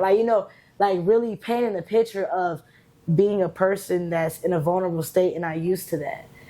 Even now, it's wintertime. So subconsciously I'm terrified of, do I have to slow down? I can't stress. It's a disease that when you stress, I have pericarditis. Pericarditis is where your heart, the sac around your heart, I was on the wrong track. But the sac around your heart is inflamed. And when I was in the hospital, I didn't have a heart attack, but it was basically a heart attack. Basically, all the symptoms kind of. Yeah, I had extreme chest pains, and I tried to fight it as long as possible to the point where I felt like I was dying and I had to go to the hospital. And it was like, I'm glad you came in because troponin is a protein that your heart secretes when you have a heart attack. And it was flooding out. It was so much. And it turns out I had pericarditis and it's reoccurring. So, if I'm being vulnerable, I'm being honest right now, if I take a deep breath, sometimes there may be chest pain, sometimes not. And that made me have a different life. I started changing my diet, exercising more, doing Pilates. I was gonna ask you how has it changed. Yeah, you know, like that's why I stopped smoking, because smoking creates inflammation in your body. So an edible, cool. Drinking a drink, cool. But drinking, I'm not supposed to drink that much. My doctor gives you a limit. There's a certain amount I can drink. So like if I drink like this a day, I'm not gonna drink for the rest of the week or something like that. Yeah, something like that. But also I'm grown and I'm 25. What were you doing at 25? Exactly. Like, you know, so, and I talked to my doctor about that, and I talked to my therapist about that. I'll be like, they be like, you know how your health is? I'm like, yeah, but not only in my mid-20s, but I'm an artist. Yeah. And you go out and you have fun and you do this and you celebrate. So it shapes your life and it shapes things like that. But I make sure I take care of myself. And I'm definitely in a way better place than I was when I was in the hospital there. But even then, with me being in the hospital, I'm so fucking goofy. You were dancing. I saw the video of you dancing. That was around the time when they had that perk 10. I just popped the perk 10. Like that challenge come out, and they had me doped up on oxycodone. And I was feeling good, and I was like, put that sound on. And I'm like, perk 10. I just popped the perk 10, and it was just a different time. So I always try to make the best of my situation. Yeah. Because ultimately, I and God have the final say. So, you know, and as the Most High, you know, me and God, we in cahoots, and I'm not gonna let nothing stop me. But that was the first time I ever doubted myself in terms of, cause I'm thinking like, cause it was at a time where I couldn't ball a fist or anything like that. I used to do pull-ups for fun. I used to do push-ups for fun. Couldn't do that shit. So it was like a lot of things. Playing basketball, you know, not being able to dribble. Like you were active, Yeah, I was an active motherfucker. So that was the first time anybody in my life seen me as sick. So, and that was the first time I felt sick. And I'm not a victim, and I didn't want to, you know, succumb to the victim mentality. So that's how Unnoticed came about. A bit of that social commentary, but a lot of that reflecting on the hardship that I went through. Yeah. And that's why growing was important, you know. Yeah, and that's like your most recent, like, full body of work. Yep, and now I'm working on the next one. On the next one, yeah. I don't know how to move on to the next part. Right. That was. I already knew that was gonna come eventually. I was like, I know. At some point, you're gonna touch on it. But I will say, Melly exclusive. Ooh. That was the deepest I've ever explained that story. I felt it though. But you know, but I knew coming into this would be the one that I did it. Because I knew that out of anyone, like not like planned, but like not planned, but I knew that out of everyone that I've had sit downs and interviews with, this would be the one that I felt you would go in depth enough to lead me to that. Yeah. So I prepped for it. I knew emotionally I had to speak on it. Okay, yeah, because I was like, how is she emotionally doing this right now? Because I'd be fucked. Yeah, no. But it's been over a year since then. Yeah. But like, I started off on 10 medications a day, and now I'm at 4. And recently there's been a few minor setbacks, nothing due to my own doing, just because honestly, because of how rare the disease is, symptoms just grow and grow. Yeah. But I have support. I have like a Facebook group of people with that. That's what I was wondering. Yeah, so it's like 20,000 people in there, and all of us are still figuring out. They're like, I've had it for this amount of years. I got this symptom. But I have a new medication that I'll be starting. So I'll be at 5, but 5 is still better than 10. So definitely. And I complain about my 1 every night. I get so mad. I still forget those 4 sometimes. I'll be like, I didn't take my medicine. So my thing is like it's right before bed, and like it's what I told. See, mine's in the morning. So that's what I told my doctor. I'm like, the problem is like, especially when I'm out at events and things, like I don't have a specific before bed. Like sometimes before bed, it's 6 o'clock in the morning. Yeah, and for me, it's like waking up. Sometimes I'm waking up and going straight to work. Sometimes I'm waking up doing something else. Like, you know, sometimes I'm hard. So yeah, like if it would be easier if it was like with lunch, with like something like with that. Something, but like before. But I'm like, bitch, before bed is a lot of It's like, girl, I might go to sleep at 2 a.m., 6 a.m., 1, 12, 10. Yeah, who knows? I might not go to sleep. I might. It might not be a bed. Like, you know. And they're like, but you have to take it before bed because it's it has like what is it? Not psychosis. Where it kind of just numbs, not numbs you, but like you get a little loopy. It's more than that. Oh my god, I can't think of the word. Like almost like where you're comatose to a degree. Yeah, you can't be out and like I'm doing an interview. Let me take my medicine real quick. The next thing you know, fucking patented. I'm like, man. You alright? I'm like, all right, I'm gonna wrap it up tonight. Yeah. Anyway, so that's why it's been hard for me to, and it's something, I think I knew I had it my whole life. Yeah. And I had the diagnosis back in the day, like maybe 2018, 2019, around there. I got the first diagnosis, but we ignored it. I ignored it. My therapist ignored it. Everybody ignored it. Like, we just didn't treat it. Like, yeah. And then now I started like a new therapist and all this new stuff, and they're like, we're not ignoring it. And you know what's funny about anymore? that? That's how I was. Because once I started looking into the symptoms, I'm like, wait, I had subluxation all my life, playing basketball or doing martial arts. Sometimes my shoulder would like pop out of place. And I didn't notice that. And I just thought because I was double jointed for you. Oh, yeah. So I thought it was because of that. But that's actually a symptom of that. Or when I was a kid, I always be like, my legs hurt. It feels like I got arthritis. And they'd be like, girl, you don't know what arthritis is. And then that's a symptom. And it's like, wow, the things that you bypass. Yeah, I think it was just like, oh my God, all of these things make sense. Why I'm so impulsive like this. Why I handle sex this way. Why my moods are like it's just been like everything makes sense now. Yeah. And that's how you got to do it. But it's also been like an angry phase, like a resentfulness, because I'm like, y'all knew, like, towards my family, like my parents, and I'm like, y'all knew all of these things, but and I asked for help. I begged. Yeah, and that's how I felt when I complained about those things and I got pushed aside or said I was dramatic. Or just being like, you're just crazy. It's fine. No, that's just normal. That runs in the family. Yeah, like, we're all crazy here. That's definitely a part of it. Hell yeah. Nobody ever needed a therapist before. Right, yeah. Yeah, my mom, to this day, she'd be like, you sure you need therapy? I'm like, I think you need it too. Actually, I might need it because of you. Exactly, right. No, you're right. Shit. But but then also, it was just a way for me to check myself. Like, you know? Yeah. Yeah. Well, let's finish up 2023. Because you did a Wrapped, like our 2023 Wrapped with like your favorite like stuff. Yeah. Your fave collab was with Kiki. We talked about Kiki. Which collab was it? Was it also the Grown cover shoot? Yeah, it was the Grown cover shoot. Okay, because that was your favorite photo shoot. And then your favorite feature was Dead Man Pop? Dead Man Pop, which he changes his rap name all the time. I've been listening to him for like since like 2016, 2015. He's changed his name like 30 times.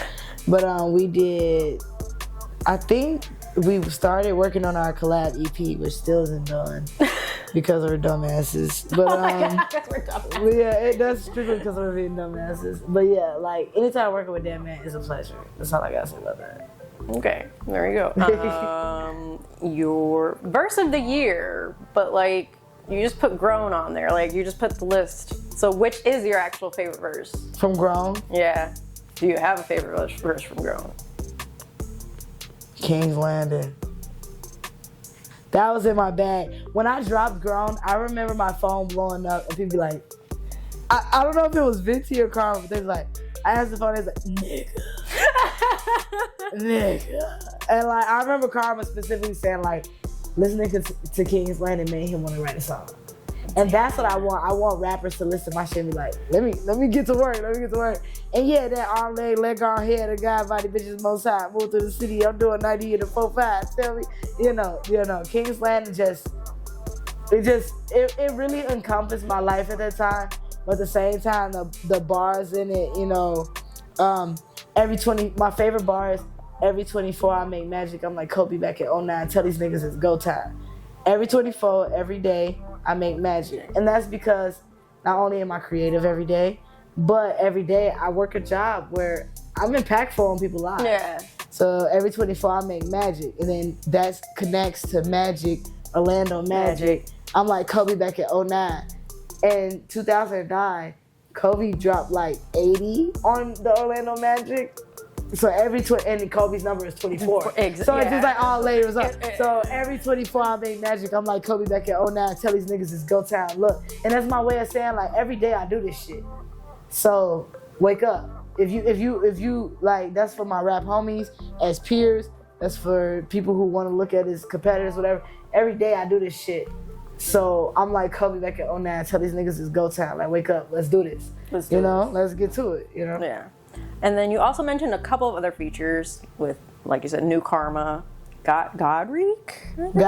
Reek hit me up and we did Reality Struck. That was one of my favorite feature verses I'm gonna re-promote that verse also. Okay, there you go. Tarzan Phoenix, which we've talked about a gazillion times, and Teddy Truman. Yes. Which kind of brings me to 2024. Okay. Which Can't Be Me. Can't be me. Yeah. This is such a smooth, like, such a just a vibe. And then you have the music video, you guys are in the car, like. Yeah. Tone again. Fucking Tone, who are you? I need to meet you, because Right now he's on like a hiatus. I'm gonna call it hiatus because I can't believe he quit. So it's a hiatus. I don't think he you quit. on a hiatus. I think he's just absolutely on his not. hiatus. Yeah. And I'll be ready, money in hand, when he comes back. Shit, I might be ready. I didn't even got nothing. Shit, you never I'll know. find something. Right. Damn, the visuals are next watch me do my Dougie. Yeah, no. My standout bar off of this song is, I heard that the throne was up for the taking. I figured Teddy says I figured I'd try to see. I told him to try and come see. So, okay, so Ted was an artist that I'm not sure how me and Ted started following each other. Okay. But we did, obviously. Nice. And I liked his work. I liked his, he would drop like, I forgot what he calls them. Snippet? Sunday brunch or some shit like that. Oh, okay. Yeah, Sunday brunch, I think it is. Sunday brunch. But he would drop his videos, and right around the time I followed him, I guess he just started those, or he was like in the midst of them. It was an early on the process. But I would see his stuff, and I would like it a lot. I liked his storytelling. I liked his flow. I liked his vibe. And that was like one of those artists where it's like, I see and I be like, I fuck with dude. He's decent. Yeah. Like, he's good. And he hit me up, and he like said, I'm trying to think. I feel like we probably talked before that, but I can't really remember. Yeah, you can't. Like, yeah. But I just know that he hit me up and said that he wanted me on a song. And that was one of those moments where it was like, oh, I like you and I like you too. It was like when the girl that you already thought was cute, thought she was cute too. So I was like, oh, he thinks I'm cute? I think he's cute too. So it was like, yeah, it was a vibe. So I was like, okay, cool. And he sent me, and I love when people send me a track and be like, let me know if you fuck with it. And it be some shit that you absolutely fuck with. Yeah. I love and hate that, because I be want to say, nigga, you knew I was gonna like that. You know, like, that was a dumbass question. Duh. Like, don't play with me. I know you probably listen to what I like, and you like what you like, and you thought I would like it, and you knew damn well I would like it. And that's how I felt. I was like, nigga, you know I like this shit. And he sent that, and honestly, it was the perfect walk-in. I remember he sent it to me, and I listened to it, and I was vibing to him. And he said, I figured the throne was up for the taking. I figured I'd try to see. I'm like, okay. So then me, being me, of course, I wrote my verse. And I remember writing my verse with my nephew, Jojo. He was at my house, and he was out there visiting me. And he was being a fucking tyrant the entire time I was writing my verse. I had my Beats headphones on, and I literally left him. He was being a tyrant in the living room. So I went to the bedroom and closed the door. Stop. And he came in there, and he was just like all on me, and he's hopping on my back, and I'm like, dude, I'm trying to write this verse. And I'm writing it. He made my 2-minute streak go to like 10, 15 minutes of writing that verse. But honestly, when I write verses fast, it's not because I'm like, oh, I'm so good. No, it's more so like I'm connected to it. Like when I write those fast verses, it's like the beat, the vibe, the flow, whatever the song's about, I connect with it. And I picked up what he was putting down with the verse and with the song. Yeah. And I was like, cool. And then like Ted, he did his thing on it, and I was like, yeah, I'm finna do my thing too. Like that's the thing about rap. You know, it's that iron sharper than iron. Mm-hmm. And it's like doing your thing. And I was like, yeah, I got you. He was the person that I knew was gonna come correct. Yeah. I was like, let me show you how to do it. And I did my verse, and I'm like, said I could never be wishing, constantly waiting. You feeling forsaken, think life should be different. The product of piss poor decisions, I move with precision. You know, because we talk about that can't be me. So I thought of myself, you know, analyzing like the way people act and how I can't do that. So that's why I started off that way. But when it got to that line, I always like to match the hook. I did that with GRWN as well. But I always want to match the hook and then put my own spin on it. So he said, I heard that the throne was up for the taking. I figured I'd try to see. So he's speaking from a perspective of like, I hear that I could take this throne. Yeah. So once I heard that, no shade, no tea to him, but it was just like, I like that. So I flipped it and I put myself in a perspective that I would see myself. So I saw myself on that throne already. So I said, I heard that the throne was up for the take and I told him to try it and see. So that's me being on the throne and hearing the gossip of like, I could take the throne is up for the taking, let's take the throne. And he took it as like someone who wants to take the throne. And I took it as someone who's on the throne and I'm like, try me. Let me see you try. And you know, that's not necessarily telling him to try unless he wants to. But that was more so how I came up with that. And that's the thing about collabs. I love collaborating and creating a story. Because if we were rich as fuck with a $500,000 budget and you put us in fucking the middle of Spain with a beautiful castle and we have this whole King's Landing comes from Games of Thrones. I know. So we have this whole setup and it's like Teddy Truman, second of his name, and then it's like Naithemosthigh, you know, Lord of the Seven Kingdoms, you know, like doing my thing. It's like, yeah, I hit it the throne code. Track of seat. I just kind of want to be a no one. Yeah. Say untouchable. I'm cool. In the caste system. But yeah, that's how that came about. That's dope. Next up, you also did Time. And I'm going to censor myself. Everybody tells me I don't need to censor myself, but I will censor myself. Why are you censoring? Because of the line I'm going to bring up. Oh, okay. Okay. No N-words. No. Everybody tries to pressure me, and I'm like, absolutely not. I won't pressure you. It's not in my vocabulary. And I appreciate and enjoy that about you. Thanks. They try really hard, and I don't say it. Some people got to get you there. No one's gotten me there.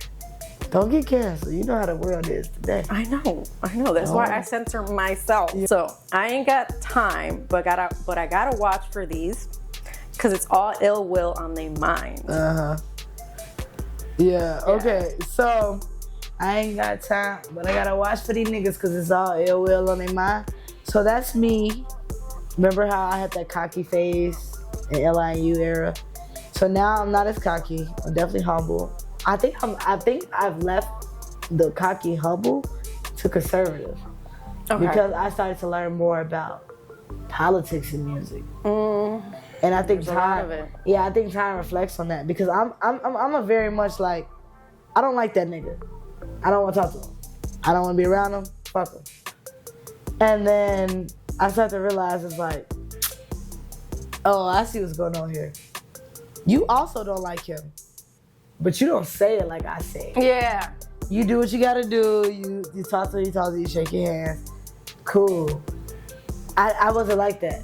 I mean, obviously I know that exists because that exists everywhere in business. Yeah. You know, on a daily basis at work, there's a lot of people I don't like. But at work, I did that. In music, I didn't want to censor myself that way. But I started to notice that there was benefit in censoring yourself. But I also started noticing, just like you cannot like someone to censor yourself, someone can do the same thing to you. And I noticed sometimes I don't think I'm no one big at all. You know, I'm still developing my audience, my crowd, things like that, getting my name around the city and other places. But that doesn't mean that you don't have impact. And in life, impact, shout out to Venti, East Venti always says this, and me and him talk about this all the time. Impact over numbers. So yeah, someone got more numbers than you, more streams, more views, more followers, whatever the case may be, more crowd participation, whatever. But the impact may not measure up to you. You know, some of y'all might be, and I'm speaking to the camera with this one because you might be a hidden gem. You might be more than you think you are. You may have that impact. And you have to understand, like Venti said, it's impact over numbers. And I realized that my numbers aren't where they should be. Yeah. Well, I'm not gonna say should. Aren't where they're gonna be. Aren't the highest that they'll be. But I understand the impact. I understand when I have that face-to-face interaction with Most High and this person, or I perform, or I release this, or I say this, or I freestyle it, whatever the case may be, I realize the impact that I have on people. Plus, outside of music, the impact that I have. But I started noticing how some people may interact with me due to the impact. I'm not gonna say they're using me, vulturing me, whatever the case may be. But I just understand that sometimes people do want to get next to you for whatever benefit that is. Even if, like I like to say in my own saying, sometimes niggas want to eat off your plate and you ain't done cooking. I'm still cooking. Let me cook. Let me cook. Let me fucking cook. Let me motherfucking cook. Goddamn. I just put this shit to simmer. That's not ready yet. I'm slow cooking this in the crock pot. Let me motherfucking cook, and you already got your plate, your napkin is tucked, and your seat is scooted to the table. Nigga, let me cook. You feel me? So that's kind of where time came from. And I was around the time that I dropped Time, and I wrote Time, and I made Time. Time also came from That Man, when we talked about the future. He has, Zirkway. And that's like, kind of like, it's an unorganized collective in a way, where it's like, it's freelance. It's like his thing, but it's not like solid, like collectivism. It's more like, these are artists I like and I'm inspired by and I want, and we get on a project and do shit together and you go about your business. It's like he sends for you for a job and you do it. Yeah. It's like, it's one of those things. It's like we're hitmen for his own mission. And he hit me up, and it was for Zirkway Volume 2, and we did that, and he gave me a beat. He gives you the beat. And Kino produced that beat, and Kino from Inglewood, that's the name. So he gave me that beat, and when I heard it, I was like, yeah, nigga, you knew what to give me. This is all me right here. And I made that song, said, I ain't got time, but I gotta watch for these niggas, cause it's all ill will on my master. She ain't got dry, but she wanna ride in the spinner with a nigga, but you out your mind. And yeah, so it was just about people who wanna feed off of what you have, but they're not working to get it. So that's ill will in your mind, or the girl who wants to ride in a nice car, but she doesn't have drive, and it's like, and it's saying, I ain't been fine. Like, I'm not perfect, but y'all think I'm doing so well, but I'm finding myself. Yeah. And we all gonna change, like fast. And going back to me loving Martin, Cole, sit your $5 ass down before I make change. So we all gonna change like fast, and I ain't got no time. And then the last feature, I think this is the last song that you did in 2024. Slide on Me with Weegi Wizers. Slide on Me. I had that beat for a while. That was also produced by 14. You mentioned 14. But I had that beat for a while. It's a side dude anthem. Yeah, it's the side nigga anthem. But I told Weegi, I was like, I had this beat for a while, and I think you'll be great on it. And he came to the studio one day with Phoenix, and we just was back in the back. I think we played the beat. Phoenix left to do something, and we just listened to the beat. And he said something, and I was like, yeah. I was like, keep saying it. I said, keep saying it. He's like, leave him at the crib, then slide on me. I'm like, yeah. And then I'm coming back around, leave that nigga alone. You ain't having shit, leave him alone. And which is mocking the guy that you don't really want to be with. Yeah. And all that shit. And then we start thinking of more ways to mock him, and it's like, he ain't having no paper. It's it's superficial as fuck, but it's very funny. And it's like, he ain't having no emotion. That nigga moving off emotion. And that nigga be controlling. And it's just trying to shut down that guy who's overly hyper masculine, you can't wear that. But at the same time, he ain't shit. Guys who try to control girls, but they ain't shit. Yeah. It's at least have it all in the bag for her if you're gonna be trying to do that. But no, he ain't having no motion, he ain't got no money, he just insecure, and he's trying to control you, girl. And don't even deal with that shit. Come slide on me, and it's gonna be all good. And I love that song, and I love performing it, because Weegi's a great performer. I'm a great performer, and putting that energy together. I never knew what me and Weegi would collab on, but I knew we'd collab, and that was the perfect first collab. No, it's a great collab. First of many. Great. So I think we've gotten through almost everything except your SoundCloud. We're not gonna go in depth. Because you have a lot of fucking music on there that isn't anywhere else. Because it's terrible. Not that it's terrible. It's not terrible.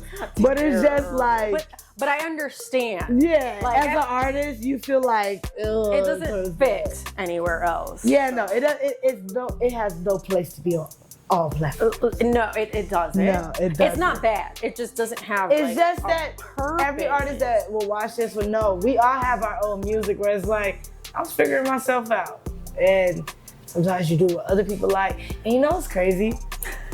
a lot of those songs, people be like, are you gonna re-upload them? I love that song. And this might sound super fucking rude, but when people tell me they love terrible songs, I be like, I thought you would like that. And that's exactly why I don't want it on all platforms. You know the type of listeners, you know. Yeah, you have a lot of freestyles and stuff. Yeah. And then what I did want to bring up though, because there's a couple of, I am going to bring up Off the Record, that series. Oh yeah. Started in 2020, but most recently, I believe, you did like the London Bridge verse when you were in London. Yeah, I did a new version of Off the Record. Yeah. Yeah. So I think you did Off the Record 3, 2, 3. Oh, actually, that would be 3. Okay. Yeah, because Off the Record 1 had 6 months and 5 fingers freestyle. 5 fingers. Okay. Yeah. Yeah, and I think it was just 2 songs. Yeah, it was just those 2. That was Off the Record 1, which I'm not in disdain about that. You know, Off the Record 1, I'm not pissed at it. But it was a little dramatic. I did get arrested over some bullshit, and I was completely dramatic. It was like the equivalent to Chance the Rapper making 10 days because he got suspended for 10 days. Like, yeah, it sucks, nigga, but it ain't that bad. That's how it was for me. Like, I got arrested. I had a 6-month probation stint. It wasn't that bad, but you would have thought I got arrested for fucking a Rico the way I was rapping about it. That's exactly how you were rapping. I was pissed, but I was so pissed. Which is why I didn't want to ask about it, because I'm like, God damn, it must have been serious. No, but I got arrested. I was in Indiana for college, so smoking weed was like almost being Hitler. But yeah, no. So I was pissed. And also, what really made it bad is my mom was like shitting on me. You would have thought that I killed 7 people and fucking held them captive for 5 weeks. She was like, you out here going to jail? I was like, oh my God, girl. It was just because we had weed and it's a no tolerance state. Like, whatever. But, so she made me even more frustrated about it. Then they put me on probation. I had to be sober in college for 6 months. Ew. It felt terrible. Yeah, so I was so dramatic. So that's why it's not. I would have been dramatic as fuck too. 6 months sober in college, I couldn't do it. That's the fucking end of my life. Are you insane? No smoking, no drinking. I was pissing in cups in front of a white woman. It was terrible. Oh, ew. Yeah, I understand the drama now. It was drama, but it was still drama. Like, there's people who are literally in jail for life. Like, you know. Yeah, I'm sorry. But, you know. And then we're taking it serious, but like, yeah, you know, the system. But the 5-finger freestyle was very fun. I was working with Nick 909, and he just put on the 5-finger challenge beat, and it was fun. It was good. It wasn't my best freestyling, but it was great. It was still fun. Yeah. Very fresh. Yeah. So Off the Record 1, cool. Off the Record 2, I dropped that 2023, maybe 2024. No, it was Off the Record 2, No Masters. And it had 3 to 11, which is actually, Off the Record 2 I fuck with. 3 to 11 was good. Then I had a freestyle for when I was in Atlanta. Yeah, Atlanta 925, 2020. Another one. This and That? This and That. And that was a part of that writer's block getting out. Those are all good songs. No shame in Off the Record 2. Definitely go listen to that. Yeah. No masters, meaning none of them was mastered. They were barely mixed. But yeah. It was very raw. Yeah, it was very raw. That's why I made it. No master. No, it was really no edits. Everything you heard was literally what you got. One draft. That. And that's the thing. That's why it's called Off the Record. It's not polished. And then now Off the Record 3, still, it's mixed up, so it sounds a lot better. I haven't dropped it yet because of a lot of things. When I came back from Europe, it was supposed to drop, but I got so busy, and I'm just now getting to like breathe. Yeah. Because I underestimated how much taking off from everything would feel. That's the give and take. It's like, oh my God, I'm having this beautiful break, but then you get back, you're like, oh my God, the world's on fire. Literally, like so I'm just now getting to the point, but it will be coming out, and because my actual Naithemosthigh Volume 2 won't come out for a while, that's like a little filler. Yeah. But that one, I'm not ashamed to put on all platforms because I killed the Paris verse. People love the London Bridge verse. Hell and then Amsterdam, that's the updated singing. So I'm gonna look at you. I'm gonna be on your ass. I'm like, did you have a song the other day? Did you like that? Yeah, exactly. Send me all the singing. But Amsterdam, that was definitely a vibe, and it was raw, no auto-tune. And that's where you can see I'm definitely a lot more comfortable with my voice. Yeah. But yeah, so that's the Off the Record series. Yep. So I'm not gonna get into all of the SoundCloud. Y'all can go check it out. Even though I wrote down all of the songs, but we'll talk about that later. we went through a lot. I ripped that card up. I did want to go back to Five Fingers because you have a line on there that says, like, that somebody said to you, "You gonna be on TV one day." Yeah. And then you were on TV recently, or filming. Yeah. Which is the last time I ran into the local artist show. Yeah. So how was that experience? I mean, I was there, so I kind of know how the experience was. Yeah. But they don't know how the experience was. So the experience was super dope. The first time I saw it, I saw Nikolai post it before, and then I saw Weegi on there, and I was like, oh, that was dope as hell. And then when he hit me up about it, I was like super excited to do it. It was a great experience, very professional, very high quality. Loved it. And then also I was pretty like geeked because Asha Omega was the one who did the episode with me. And I had just discovered her like a week before. Like I had saw her in a full cipher. And she looked so beautiful, and she had her white veil on, and she was just gorgeous. She's incredible. And she was doing her thing. I was like, I like this girl. I was like, that's fire. And like, I love that so many women artists have been coming out and killing it. And yeah, so when I didn't know she was gonna be on there. I didn't until I showed up. Yeah, he was like, it's another artist. He kept saying another artist. I was like, okay, cool. But and you know, usually it's men. So I was like, oh, it's gonna be another guy. No offense, but it's like, okay, it's great. But no, I knew that episode was like women focused. So okay, I didn't know that. So it was just like, oh, it's probably gonna be some guy, cool. He'll probably be dope, whatever. The usual. But it was a woman, and it was her, and I was like, when you said the name, I'm like, I know that name. And then as soon as I seen her, it all clicked in my head. And she was so down to earth. She was so cool. It was a good vibe, and I loved that. So it was a great experience, and she made it even better. Just I discovered her earlier, like I think right after I moved here. I was doing media for an event that she was performing. I think it was Cataclysm. Yeah, I think that Tack put together, and then he put me on media for that night. Yeah, I think that's where I discovered, and I was like, oh my God, this is like the best person in the whole wide world. Like, she was super cool. She's so funny. She's amazing. Yeah. Oh my God. She just had her listening party, but I was just like not feeling well this weekend, so I couldn't go. I RSVP'd, but I couldn't go. Oh. But I hope it was a great event. I should hopefully it was. So I just got a couple of random things before we go. Okay. You made it to 11? Cool. We made it to 11. 11! Oh man, I didn't even do that shit intentionally. Literally. Complicated with Jay versus Jane.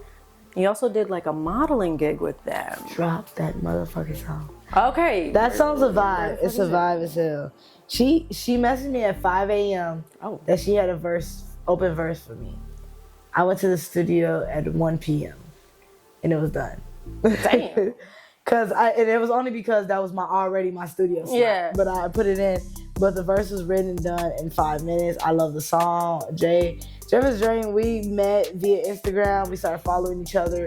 We started messaging each other, becoming cool through there. We started sending each other memes of everything.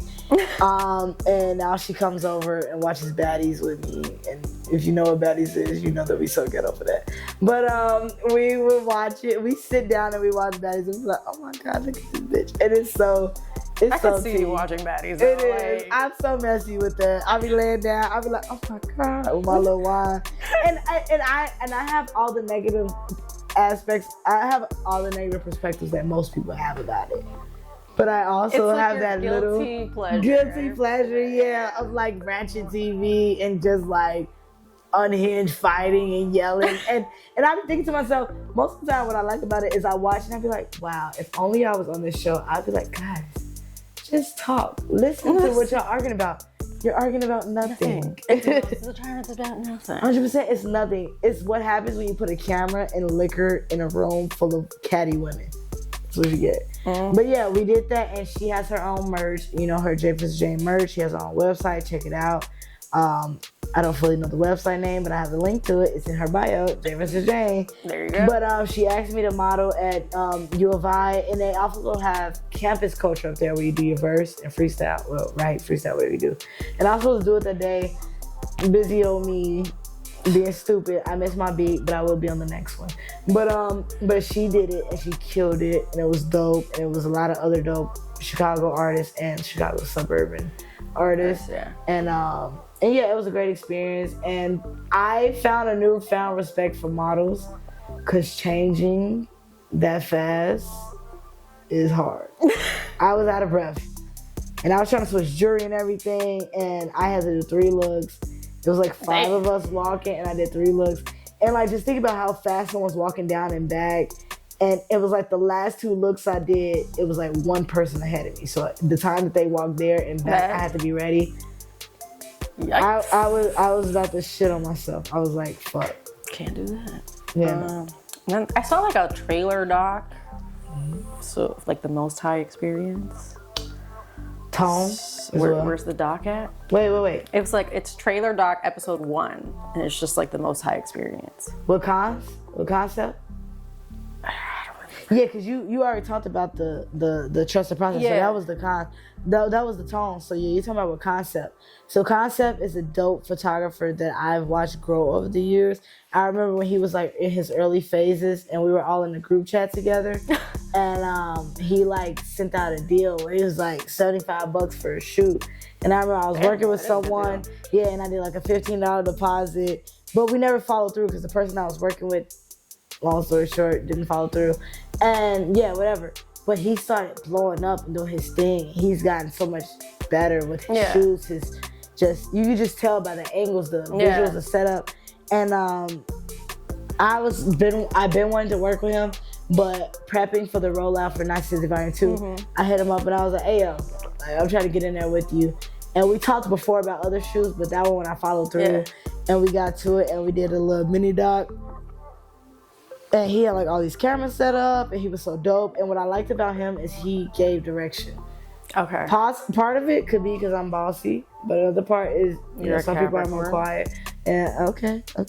Chill on me, such a terrorist. But yeah, no. But it was nice to be with someone who was just as bossy as I was. Not that he was bossy, but he just took direction. Yeah. And he gave direction. And he was like, do this, and I think it'd be cool if you do this. He was invested into it, and we spent the whole day together, and we went back to his crib and did more interviews. It was a great experience, and I actually was just texting him a day about that. So that'll be a part of the Naithemosthigh rollout. Yeah. Okay. So that's all I can say about it. The note cards are gone. All gone. We made it to the end. I think 12:40. We covered everything. This might be the longest one now. I think you beat everyone with this one. Yeah, I feel sorry for the editing. So glad I don't have to do that. Yeah. I just hope when I come to bars at the bar. Oh yeah, and I'm just gonna say we're gonna have fun. Upload. Yeah, it's just gonna be fun. So you know, at the end, before you leave, you gotta spit freestyle. Okay, I saw you say that, but I didn't know how it went. I didn't know if you wanted what you wanted, but I'm with it. Let's do it. You just do it off the dome, off the dome, let's do it. I love that acapella. Let's go. Exactly. So I start right now. Yeah, whenever you're ready. Right now. We waiting. Okay. So you know me. A lot of times when I freestyle, I like to incorporate the real life edit. So look. So it's me and Melly sitting on the couch. We exclusive. Niggas talk like they really do this, but don't do shit. Every time I get in, I'm all about the motion. I be moving and always speaking fluid. It's not a Most High from the 7-9 Southside. Say that shit every time, like we said earlier. I said it 9 times like a nigga with 9 lives, but never pussy. I know these niggas be looking, but they could never touch me. I mean, I go shoot for the stars. I mean, shout out to Melly, because she really is a star. She putting us in motion. Now we feel like we in cars, but I told them niggas we gonna come to bars at the bar. Spit that shit. Do that shit. Interviews. And every time I talk, it feels like an interlude. I'm busting like an inner tube that's sitting on the boat, but wait, I float on the beat. You know these niggas know I'm GOAT. That's a Capricorn. And I'm climbing up the mountain. And every time I get a bitch, she wet like a fountain, or amount can ever amount to the talent that I'm experiencing inside of my body. You know I'm here with this. A little bit of tipsy. I told her about the whiskey. She bought it for me. Now I'm sitting in line for like Shabuzi. You know how I do it. You know I'm kind of woozy, but now I'm finna close it out. It's not a Most High, and it's Melly, and we do this shit. Feel like it's on TV, but really it's a podcast. And any nigga that really want to rap, I'm on your ass. That was great. You could not have told me that was not rewritten, because that was smooth as fuck. Really? I Smooth. And being tipsy freestyling is funny because it's just, I think that's my funnest freestyle. Yeah, definitely. So, of course, everybody gets a thank you card. Oh, that's what that is. So when you said freestyle, I thought you was gonna put like a word out or something. No. And that's what I thought it was. I'm not that crazy, girl. Thank you. But that would be a cool idea for That the would future. be or have like a fishbowl of just random words. Yeah, and be okay. like you pull out one and and people have to do that. Yeah. Should I open it now? Nobody could read it because the way that I wrote it, so you can wait a second. Okay, but for now, tell everybody where to follow you. Shout out to Melly Starz. And I'm here on the infamous Purple Couch. Surviving Melly coming soon, guys. Oh, Jesus. All the viewers tap in. But I'm not the most high if you nasty. And you can find me on Instagram, TikTok. I don't use Twitter anymore, but I do like Threads. Shout out to Threads. Any platform under Naithemosthigh. Music, Naithemosthigh.